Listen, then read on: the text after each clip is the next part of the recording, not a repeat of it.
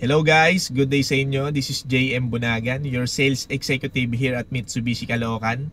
So today pag-uusapan natin yung difference, comparison between Mirage G4 GLX CVT and Mirage G4 GLS CVT 2026. Kung bago ka lang sa YouTube channel ko, huwag mong kakalimutan mag-like, subscribe, and hit mo na yung notification bell para updated kayo sa mga promos natin dito sa Mitsubishi. Simulan natin yung comparison nilang dalawa sa presyo.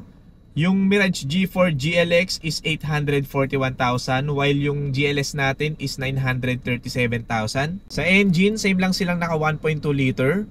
3-in-line Myvec gasoline. Max power is 78 horsepower over 6,000 RPM and then maximum torque niya is 100 Newton meter over 4,000 RPM.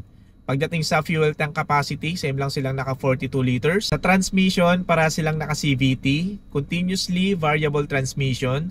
Same lang silang natitilt yung kanyang steering wheel. Sa touchscreen monitor, same lang silang naka Android Auto and Apple CarPlay compatible. Headlights ng Mirage G4 GLX and GLS, parehas na silang naka LED projector.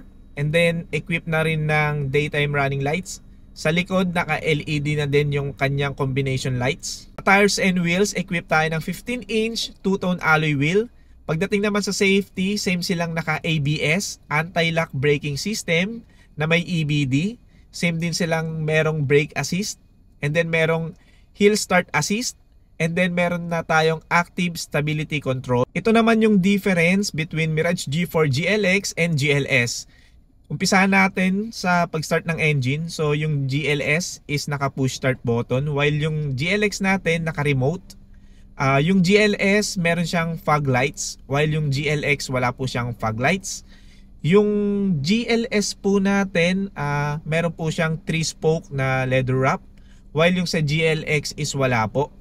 Pagdating naman sa side mirror, merong side mirror turning signals yung GLS while yung GLX is wala po. Sa back camera, yung GLS natin is merong back camera while yung sa GLX is wala po siyang camera. Sa speakers, yung GLS natin 4 yung speakers, 2 sa harap, 2 sa likod, while yung sa GLX 2 lang po sa harap.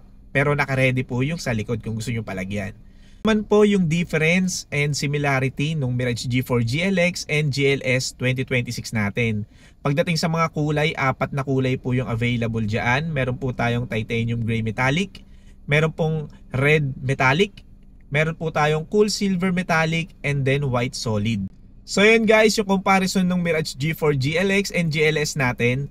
So kung kino-consider mong kumuha ng Mirage G4 ngayon na 2026, napakaganda, naka-LED na yung mga ilaw niya. Meron na siyang safety features na wala sa dati sa 2025, and then napakaganda ng promo niya, naka 0 down payment. So kung may question kayo regarding sa Mirage G4, mga inquiry, message mo lang po ako sa number ko. Pwede mo siyang tawagan, ito po. Pwede mo din akong i-message sa Facebook. Yan, nandiyan po yung Facebook ko. Yun po, message lang po kayo. Tulungan ko po kayo makakuha ng unit. Maraming salamat po. Once again, this is JM po, Sales Executive po dito sa Mitsubishi Caloocan. Salamat po, ingat po kayo.